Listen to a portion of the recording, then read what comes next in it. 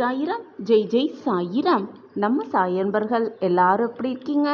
எல்லாரும் நல்லா இருப்போம். வேம்பின் சுவையையே மாற்றியமைக்க என்னால் முடியும் பொழுது நான் உன் எண்ணத்தை அறிந்து அதை சரி செய்ய, உன் எண்ணத்திற்கு தகுந்த பதிலை கொடுக்க, உன் வாழ்விற்கு வழிகாட்ட என்னால் முடியும் தானே? இதில் குழப்பமே வேண்டாம், சந்தேகமே வேண்டாம். முடியும். என்னால் எதையுமே சாதிக்க முடியும். பொறுத்திருந்து பார் உன் வாழ்வில் ஏற்படப் போகும் மாற்றத்தை. இந்த பதிவை எப்பொழுது நீ கேட்கிறாயோ அந்த நேரம் முதல், அந்த நொடி முதல் உன் வாழ்வில் பல வியக்கத்தக்க மாற்றங்கள் நிகழும். சந்தோஷமாக உன் வாழ்வு மாறும். நம் வாழ்க்கையிலா இதுவெல்லாம் நடக்கிறது என்று நீயே அதிசயித்து வண்ணம் எல்லாம் உனக்கு சர்வ நிச்சயமாக மாறும். எப்பொழுதுமே எதற்குமே அவசரப்படாதே. பதற்றம் என்ற நிலைக்கு நீ எப்பொழுதும் போக வேண்டிய அவசியமே இல்லை. அந்த நிலைமைக்கு நீ சென்றால் பிறகு அந்த நிலைமையிலிருந்து உன்னை மீட்டெடுக்க நீயே கஷ்டப்படுவாய், நீயே வேதனைக்கு உள்ளாகுவாய். ஆகவே உன் சாய் சொல்வதை கவனமாக கேள். எப்பொழுதுமே உன் மனதை சாந்தமாக வைத்துக்கொள். தேவையில்லாத சிந்தனையை உன் மனதில் போட்டு குழப்பிக்கொண்டே இருக்காதே. நடப்பது அனைத்தும் நன்மைக்கே என்பதை தீர்க்கமாக நம்பு. காரண காரியமில்லாமல் எதுவுமே இந்த உலகத்தில் நிகழாது, நடக்காது என்பதை தீர்க்கமாக முடிவு செய்து கொள். உன் வாழ்க்கையில் நடக்கும் அத்தனை விஷயங்களுக்கும் ஒரு காரணம் இருக்கிறது. எனவே தேவையில்லாமல் மனதை போட்டு குழப்பிக்கொண்டும் வருந்திக் கொண்டும் நீயே தவறாக முடிவை எடுத்துவிட்டு அந்த முடிவுக்காக நீயே வருத்தப்பட்டு கொண்டு உன்னையும் குழப்பிக்கொண்டு உன்னை சுற்றி இருப்பவர்களையும் குழப்பத்திற்கு ஆளாக்காதே. வாழ்க்கை ஒரு முறைதான், வாழ்வும் ஒரு முறைதான். உனக்கு கிடைத்திருக்கும் இந்த பொக்கிஷமான வாழ்க்கையை ஆனந்தமாகவும் மகிழ்ச்சியாகவும் சந்தோஷமாகவும் வாழ்வது எப்படி என்ற சிந்தனை மட்டுமே உன் மனதில் இருந்தால் போதும். வாழ்க்கை உனக்கு ஸ்வர்க்கம்தான். இந்த சாய் மேல் முழுமையாக நம்பிக்கை வைத்து விட்டாய் அல்லவா? இனி எப்பொழுதுமே உன் மனக்குழப்பமே வேண்டாம். முழுமையாக நம்பிக்கையை வைத்துவிட்டு பின் இது நடக்குமா நடக்காதா என்று சிந்திப்பதும், இது சரியாக வருமா வராதா என்று யோசனை செய்வதும், இது நம் வாழ்வில் கிடைக்குமா கிடைக்காதா என்று சந்தேக கண்ணோடு என்னையே பார்ப்பதும் உனக்கு வேண்டாத செயல். உன்னை யாராவது நிராகரிக்கிறார்கள் என்றால், உன்னை விட்டு யாராக விலகி சென்றிருக்கிறார்கள் என்றால் அதற்கும் ஒரு காரண காரியம் இருக்கிறது என்பதை தீர்க்கமாக நம்பு. காரணமே இல்லாமல் இந்த உலகத்தில் எதுவுமே நடைபெறாது, நடைபெறவும் நான் அனுமதிக்க மாட்டேன். யாராவது உன்னை நிராகரித்துவிட்டு சென்று விட்டார்கள் என்றால் சென்றவர்களை தவறாக நினைக்காதே. ஏதோ ஒரு காரண காரியத்திற்காகத்தான் இந்த நிகழ்வும் நடந்திருக்கிறது என்பதை புரிந்து கொள். இதை விளக்கும் விதமாக ஒரு சிறிய கதையை பார்க்கலாமா? ஒரு ஆற்றங்கரையில் 2 பெரிய மரம் இருந்தது. அந்த வழியாக வந்த ஒரு சிட்டுக்குருவி மரத்திடம் கேட்டது, மழைக்காலம் தொடங்க இருப்பதால் நானும் என்னுடைய குஞ்சுகளும் வசிக்க கூடு கட்ட அனுமதிக்க முடியுமா என்றது அந்த குருவி அந்த மரத்திடம். முதலில் இருந்த மரம் முடியாது என்றது. அடுத்த மரத்திடம் கேட்டது. அது அனுமதியை தந்தது. குருவி கூடு கட்டி சந்தோஷமாக வாழ்ந்து கொண்டிருந்த நேரம் பலத்த மழை, ஆற்றில் வெள்ளம் வந்து முதல் மரத்தை அடித்து சென்றது. தண்ணீரில் இழுத்து செல்லும் பொழுது குருவி சிரித்து கொண்டே சொன்னது, எனக்கு வசிக்க கூடு கட்ட இடமில்லை என்று சொன்னதால் இப்பொழுது தண்ணீரில் அடித்து செல்லப்படுகிறாய். மற்றவர்களுக்கு உதவி செய்ய உனக்கு மனமில்லை. அதனால்தான் இறைவன் உனக்கு இந்த தண்டனையை கொடுத்திருக்கிறார். மற்றவர்களை நீ நிராகரித்து விட்டாய். அதனால்தான் உனக்கான இந்த வாழ்வு என்று கூறி அந்த குருவி அந்த மரத்தை பார்த்து சிரித்தது. அதற்கு மரம் கூறிய பதில், எனக்கு தெரியும், நான் விழுந்து விடுவேன். எப்படியும் இந்த மழைக்கு நான் தாங்க மாட்டேன். தண்ணீரில் அழித்து செல்லப்படுவேன். அதனால்தான் நான் உன்னை அனுமதிக்கவில்லை. நீயும் உன் குழந்தைகளும் நல்ல வாழ்க்கையை வாழ வேண்டும் என்றுதான் உனக்கு இடமில்லை என்று கூறி சென்றது அந்த முதல் மரம். என்னை மன்னித்து விடு என்று கூறிவிட்டு சென்றது அந்த முதல் மரம். இதே போலத்தான் நம் வாழ்க்கையும்.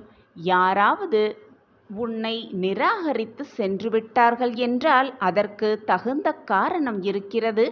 நம் வாழ்க்கையில் நடக்கப் போகும் மாற்றங்கள் மிகப்பெரிய மாற்றங்களுக்காகத்தான் இந்த நிகழ்வு நடந்திருக்கிறது என்பதை புரிந்து கொள்ள வேண்டும்.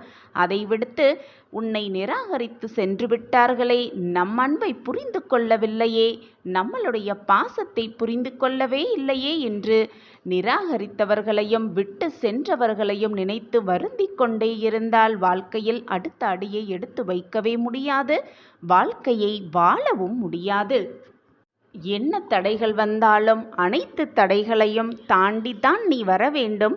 வருவாய், நிச்சயமாக நீ வருவாய். இப்பொழுது இது உனக்கு புரியாது.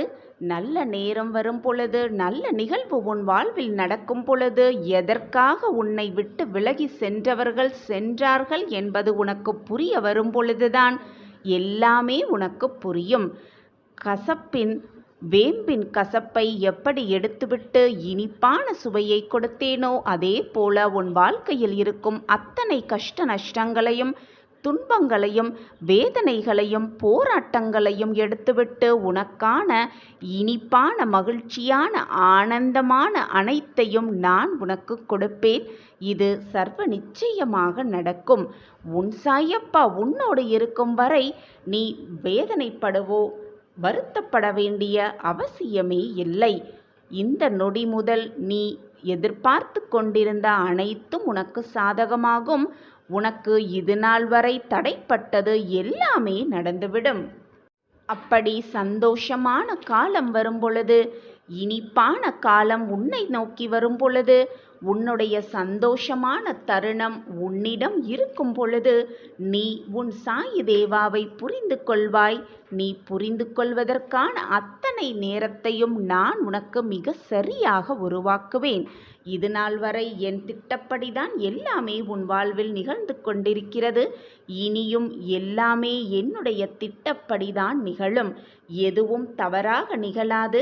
உன் வாழ்க்கையில் உனக்கான சந்தோஷ ஆனந்தத்தை கொடுப்பதற்காகவே நான் வேலை செய்து கொண்டிருக்கிறேன். உன் கர்மாவின் வலிமைகளையெல்லாம் குறைத்து உனக்கான மகிழ்ச்சியை அள்ளி அள்ளி தருவதற்காகவே நான் வாழ்க்கையில் போராடி கொண்டிருக்கிறேன். தக்க தருணத்தில் நான் உனக்காக அனைத்தையும் அள்ளி அள்ளி கொடுப்பேன். இன்ப செய்தி உனக்காகவே காத்து கொண்டிருக்கிறது. சிந்தனையோடே உன் வாழ்க்கையை கடத்தி கொண்டு இருக்கிறாய். ஏதாவது ஒரு காரணத்தை நீயே உருவாக்கி அந்த சிந்தனைகளை செயல்படுத்த தாமதமாக்கிக் கொண்டே இருக்கிறாய். உனக்கு கிடைத்திருக்கும் இந்த அற்புதமான வாழ்க்கையை வீணடிக்காமல் பயனுள்ளதாக மாற்றிக்கொண்டால் உன் எதிர்காலம் மிக செல்வ செழிப்போடு விளங்கும் என்பதில் சந்தேகமே இல்லை. காலத்தை வீணாக்காதே. காலத்திற்கேற்ப பயிர் செய். சோர்வை உன் மனதில் எப்பொழுதும் வளர்த்து விடாதே. பேசும் வார்த்தைகள் உள்ளத்திலிருந்துதான் வருபவை. அதனால் நீ சொல்லும் ஒவ்வொரு வார்த்தையிலும் மிக மிக கவனமாக இருக்க வேண்டும். உனக்கான வாய்ப்புகளை, உனக்கான சூழ்நிலைகளை மற்றவர்கள் யாராவது வந்து உருவாக்கி தருவார்கள் என்று காத்திருக்காதே. உன் வாய்ப்புகளை நீதான் உருவாக்கி கொள்ள வேண்டும். உன்னால் முடியும் வரை முயன்று கொண்டே இரு. உன் வாய்ப்புகளை நீ உருவாக்கி கொண்டு அதை வெற்றியடைவதற்கான வழியில் முயன்று கொண்டே இரு. வெற்றி நிச்சயமாக உனக்கு கிடைக்கும். இப்படி இருந்து பார்த்தால் அந்த வெற்றியை உருவாக்க தேவையான சக்தி உன் மனதிற்குள்ளும் உன் உடம்பிற்குள்ளும் தானாக வருவதை நீயே உணர்வாய். நம்பிக்கையோடு நீ எடுத்து வைக்கும் ஒவ்வொரு அடியையும் எடுத்து வை. அதன் பிறகு நீ என்ன நினைக்கிறாயோ அதுவாகவே மாறிவிடுவாய். நீ என்ன ஆகப் போகிறாய் என்பதை அந்த நினைப்புதான், அந்த எண்ணங்கள் தான் தீர்மானிக்கிறது. எனவே நல்ல எண்ணங்களை உன் மனதில் விதை. அது எப்பொழுதும் நல்ல எண்ணங்களாக, நல்ல விருட்சமாக வளர்ந்து நிற்கும்.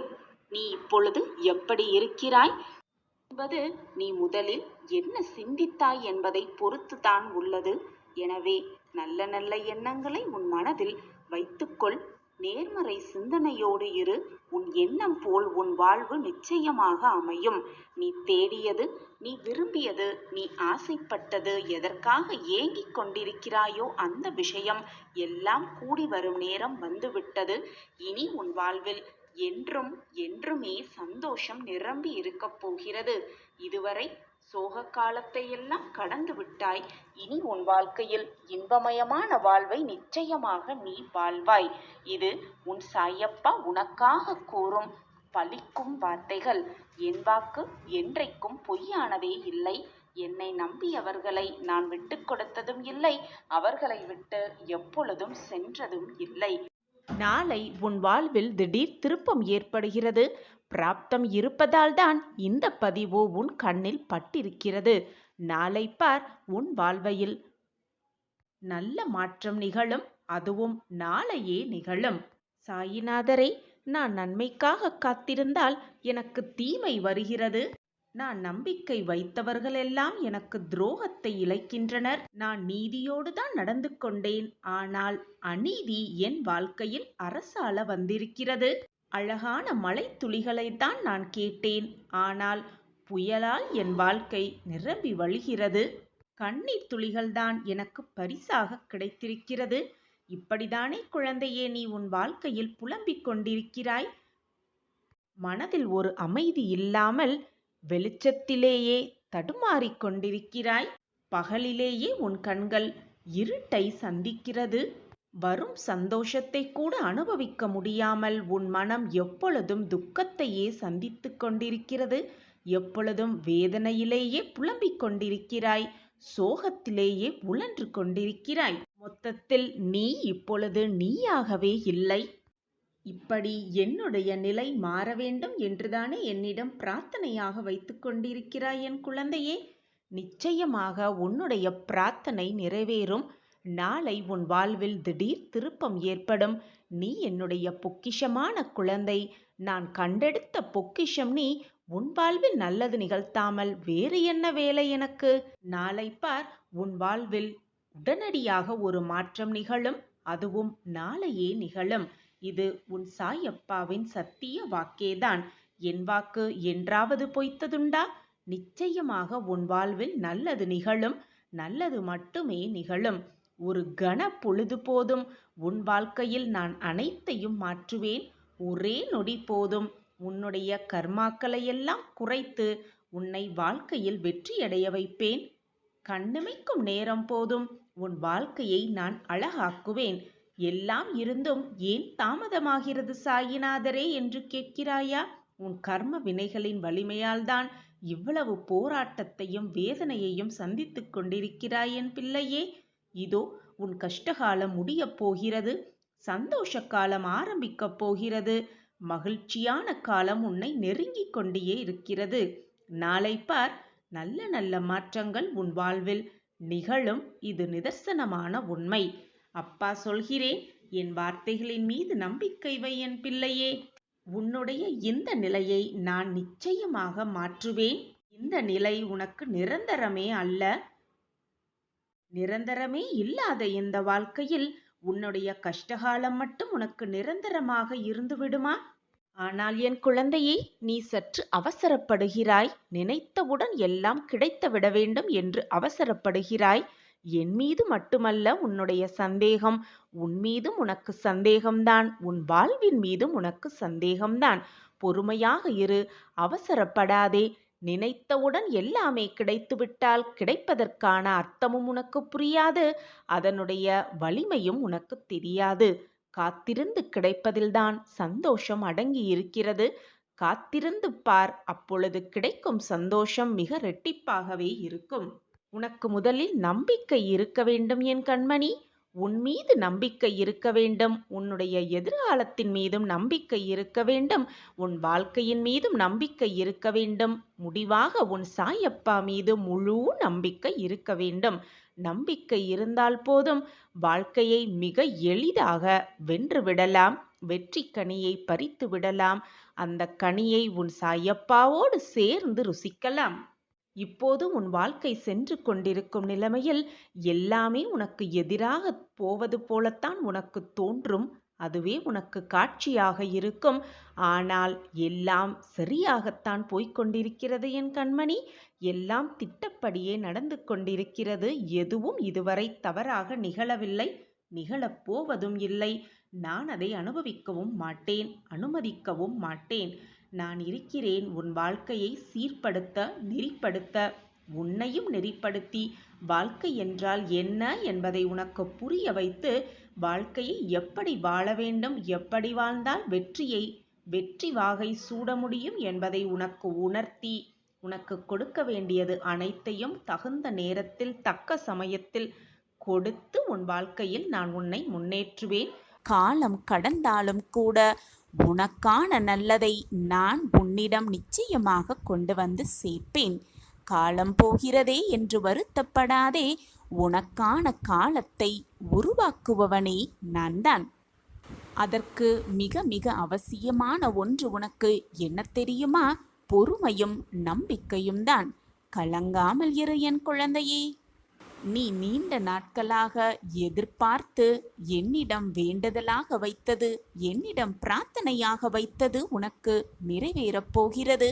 நம்பிக்கையோடு இரு. நீ எதிர்பார்த்த ஒன்று உன்னிடம் உன் கைகளுக்கு கொண்டு வந்து நான் சேர்ப்பேன்.